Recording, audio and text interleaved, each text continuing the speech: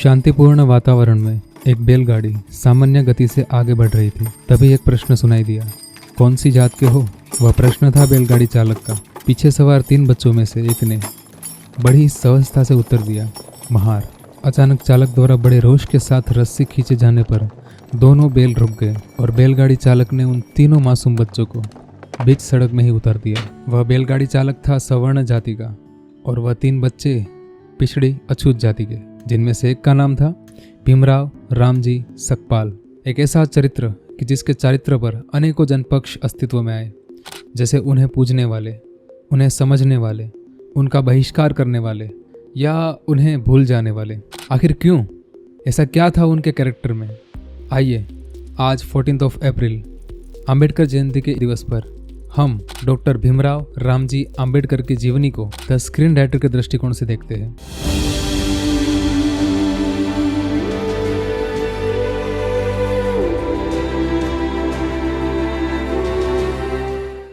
बाबा साहेब आम्बेडकर की जीवनी का ग्राफ अनेकों उतार चढ़ाव से भरा है, तो उनको सिर्फ एक ही दृष्टि से देखना गलत होगा।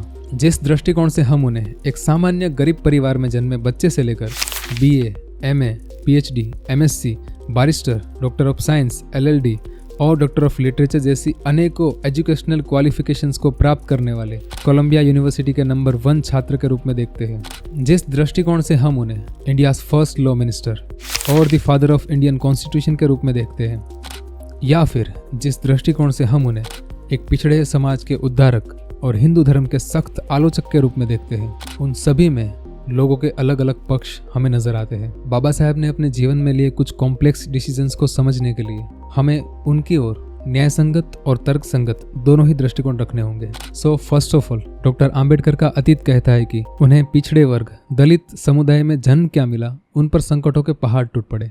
उस 8-10 साल के भीमराव को स्कूल में पानी पीने तक की परमिशन नहीं थी, और पानी भी तब मिलता जब स्कूल का छपरासी आकर भीमराव को न छुए वैसे ऊपर से पानी देता, और जब छपरासी छुट्टी पर रहता था, मतलब उस दिन भीमराव को प्यासा रहना पड़ता था।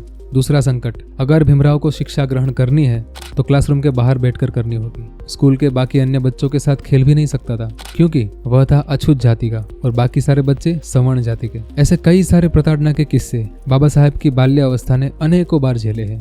मिन्स के अपने आत्मसम्मान पर हो रहे लगातार प्रहार, और उन प्रहारों के जवाब में आम्बेडकर साहब ने क्या एक्शन लिया? उन्होंने शिक्षा के प्रति अपनी लॉयल्टी को बढ़ाया और अपने खोए हुए आत्मसम्मान को वापस हासिल करने के लिए उन्होंने शिक्षा का सहारा लिया। उनके दिमाग की साइकी देख रहे हो? कच्ची सी उम्र में लगातार प्रताड़नाएं झेलने के बाद वह नाबालिग गुनाह की दुनिया में भी जा सकता था, या फिर प्रताड़नाएं झेलते झेलते दूसरे लोगों की तरह मर भी सकता था। लेकिन बाबा साहेब आम्बेडकर ने अपने विल पावर के दम पर इन दोनों रास्तों से अलग सेल्फ डेवलपमेंट की राह चुनी, और इस राह पर चलते हुए उन्होंने हायर स्टडी के लिए विदेश की ओर रुख किया। पर जब वो फॉरेन से ढेरों डिग्रियां लेकर वापस भारत आए और महाराजा गायकवाड़ के राज्य बड़ौदा में एज अ मिलिट्री सेक्रेटरी के रूप में नियुक्त हुए, तब वहां पर भी वही संकट, सवर्णों का अपमानजनक बर्ताव आम्बेडकर का पीछा ही नहीं छोड़ रहा था। बाबा साहेब की जाति जानकर कोई उन्हें कमरा देने के लिए राजी नहीं था।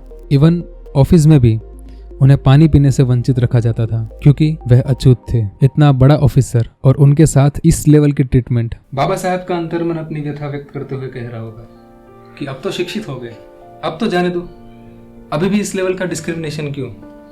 लेकिन कड़वा सत्य यह है कि कुछ मोरली करप्ट लोगों द्वारा दूषित हो चुकी वर्ण व्यवस्था की मजबूत जड़ें भला किसी एक दलित के पढ़ लिख जाने से थोड़ी ना कमजोर हो जाएगी। इन जड़ों को काटने के लिए क्रांति के हथियार की जरूरत थी, जिसके चलते डॉक्टर आम्बेडकर ने मूक नायक और बहिष्कृत भारत जैसी पत्रिकाओं की शुरुआत करके कलम से क्रांति का आरंभ किया, जो कि कुछ हद तक कारगर साबित हुआ। इस तरीके का नॉन वायलेंट रिवॉल्यूशन ही सबसे असरकारक रेबेलियन स्टाइल है, और ये बात आम्बेडकर जी अच्छे से जानते थे। लेकिन क्रांति की ज्वाला का रूप इतना विकराल बन चुका था कि सन 1927 में हिंदुओं के सबसे पवित्र ग्रंथ में से एक मनुस्मृति का दहन हो गया, क्योंकि बाबा साहेब मनुस्मृति में वर्णित वर्ण व्यवस्था के सख्त विरोधी बन चुके थे। खैर, हिंदू धर्म के प्रति बाबा साहेब का आक्रोश इस लेवल तक बढ़ गया कि उन्होंने 1936 में बॉम्बे प्रेसिडेंसी के महासम्मेलन में ऐलान कर दिया कि मैं पैदा जरूर हिंदू हुआ था, लेकिन मरूंगा कभी भी हिंदू रहकर नहीं।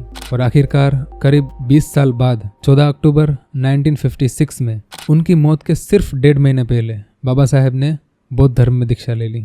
20 सालों तक यदि बाबा साहेब ने सभी धर्मों का अध्ययन किया था तो उन्हें हमारे हिंदू धर्म में फैली दूषित प्रथाओं को रोकने या उन्हें रिफॉर्म करने के प्रयास करते रहने चाहिए थे, ना कि इस धर्म को छोड़कर दूसरे धर्म में ट्रांसफॉर्म हो जाना। क्योंकि आई पर्सनली बिलीव कि बाबा साहेब की समझ और उनके ज्ञान का विस्तार इतना बड़ा था कि वे अपने सामर्थ्य बल की मदद से बड़े बड़े रिफॉर्म्स ला सकते थे इसी धर्म में रहकर। हालांकि उन्होंने थोड़े बहुत रिफॉर्म्स किए भी, जैसे हिंदू कोड बिल लाकर हिंदू महिलाओं के लिए समानता के विकल्प खड़े किए, लेकिन उनका धर्म परिवर्तन का निर्णय अटल रहा। अब इस बात का दुख मनाए या फिर इस बात की खुशी मनाए कि उनके निर्णय के चलते उन्होंने धर्म चुना भी वही जो कि सनातन वैदिक फिलोसॉफी की गर्भ से निकला था, निर्वाण और बोधिसत्व का उपदेश देने वाला महान बौद्ध धर्म। क्योंकि बाबा साहेब का मानना था कि धर्म के बिना इंसान नहीं रह सकता, बिकॉज मॉरल फंडामेंटल्स बेहतर तरीके से सिर्फ और सिर्फ धर्म ही सिखा सकता है, जिसके चलते इंसान की नीतिमत्ता उसका पहला धर्म होना चाहिए। उसी प्रकार हम बाबा साहेब की नैतिकता को चाहकर भी नजरअंदाज नहीं कर सकते। वे अपने कार्यों के प्रति इतने ऑनेस्ट थे कि उन्होंने अपनी राइटिंग्स में ये तक कह दिया कि अगर मैंने संविधान का दुरुपयोग होते हुए देखा तो मैं अपने ही संविधान को जलाने वाला सबसे पहला व्यक्ति बनूंगा। इस लेवल की क्लैरिटी का इंसान किसी से भी भिड़ सकता है। महात्मा गांधी जी का ही किस्सा देखिए। उस समय पर देश में जन समुदाय का एक बड़ा हिस्सा ऐसा था जो कि महात्मा के प्रत्येक विचारों को पूरी श्रद्धापूर्वक मानता था, लेकिन डॉक्टर आम्बेडकर महात्मा और कांग्रेस पार्टी की आइडियोलॉजी से बिल्कुल सहमत नहीं थे। फिर चाहे वो वर्ण व्यवस्था का समर्थन करना हो या फिर दलितों के लिए सेपरेट इलेक्टोरेट बनाना। इवन डॉक्टर आम्बेडकर ये तक कहते थे कि गांधी कोई महात्मा नहीं है।